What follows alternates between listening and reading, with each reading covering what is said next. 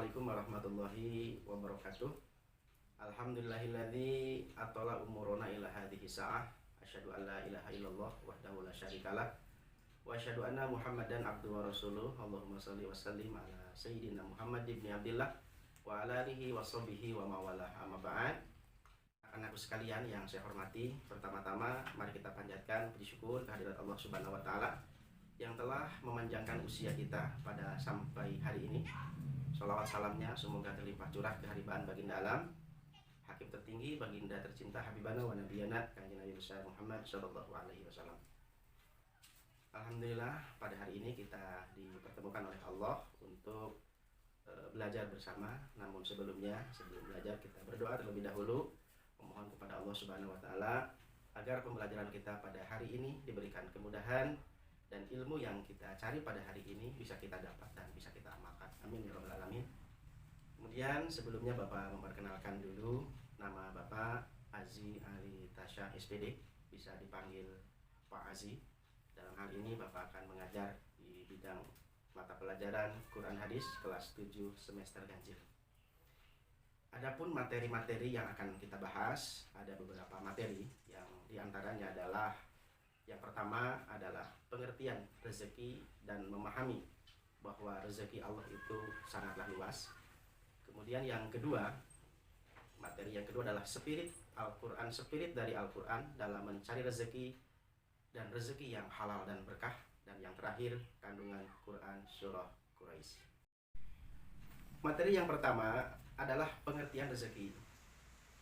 Rezeki mempunyai beberapa makna, yang diantaranya adalah kata rezeki ini berarti penghidupan, tiap-tiap yang bermanfaat, segala yang berdaya guna bagi makhluk.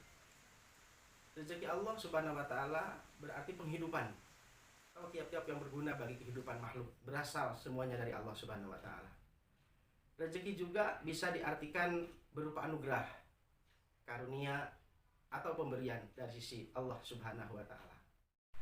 Pembahasan materi kita selanjutnya adalah spirit dari Al-Quran dalam mencari rezeki.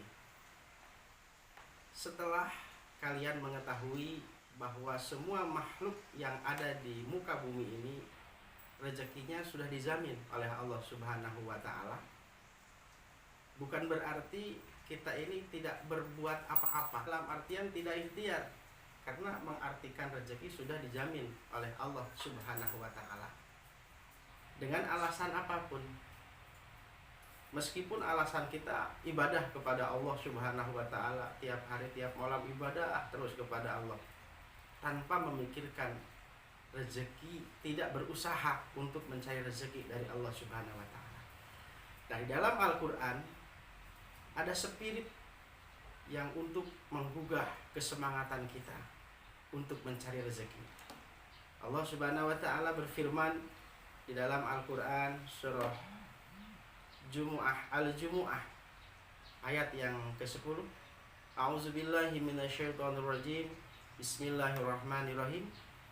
Fa idza qudiyatis sholatu fantashiru fil ardi wabtagu min fadlillah wadkurullaha katsiran la'allakum tuflihun.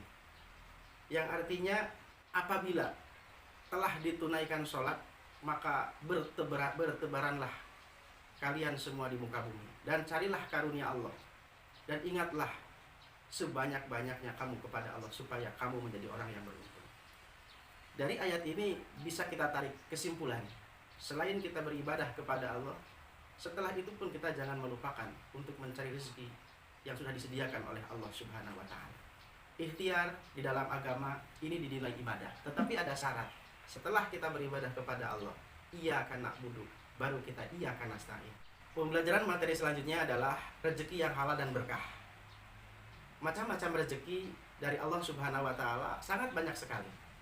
Rezeki berupa nikmah, jika kita hitung tidak akan terhitung. Cuman bisa kita simpulkan beberapa saja. Yang pertama adalah Islam. Islam ini rezeki yang paling nomor satu, karena Islam syariatnya, ajarannya membawa kepada kemaslahatan hidup baik di dunia dan kemaslahatan kelak di akhirat. Kemudian karunia yang berupa hak hidup dalam Islam dijamin. Di dalam Islam itu manusia untuk hidup dan menikmati kehidupan ini. Sehingga di dalam Islam itu ada hukum-hukum. Jika seseorang menyakiti orang lain, maka ada hukumnya. Kemudian yang nomor ketiga, kesehatan. Kesehatan ini berupa nikmat. Makanya segala sesuatu yang akan mengakibatkan kesehatan kita ini terganggu, bahkan kita tidak sehat dan lain sebagainya, ini dilarang oleh Islam. Kesehatan, apalagi di musim pandemi seperti ini, kita harus mengikuti apa yang disarankan dari pemerintah untuk menjaga kesehatan, karena lebih utama. Kemudian yang selanjutnya adalah udara.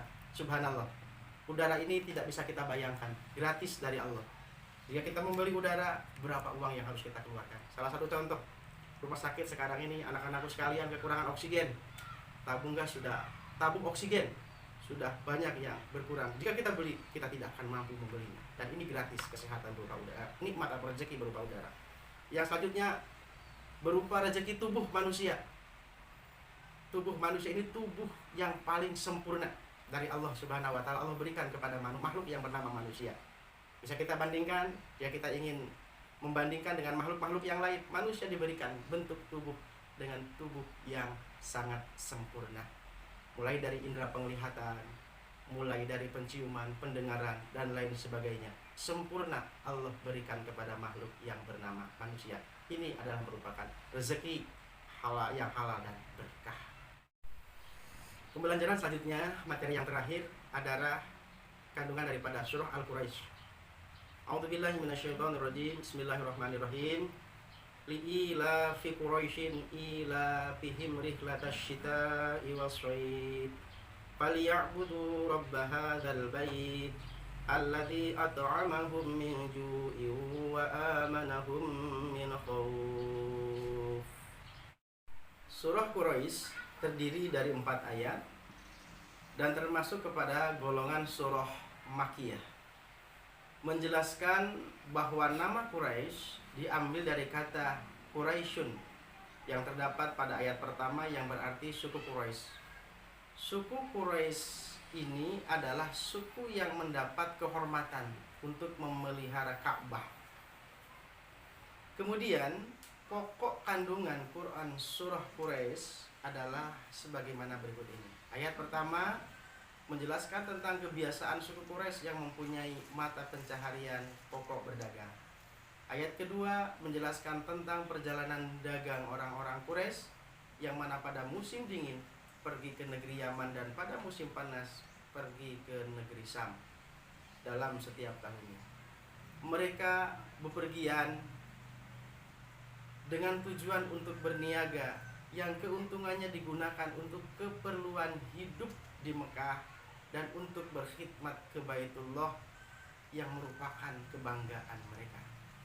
Kemudian ayat yang ketiga, Allah Subhanahu wa taala mengingatkan kepada suku Quraisy khususnya dan umumnya kita sebagai umat Islam agar selalu bersyukur atas rezeki yang diberikan Allah.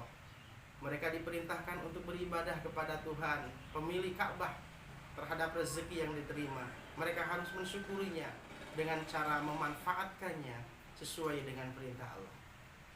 Kemudian terakhir, Allah menunjukkan akan kekhidmatan yang telah diberikan kepada mereka, yaitu berupa makanan dan rasa keamanan.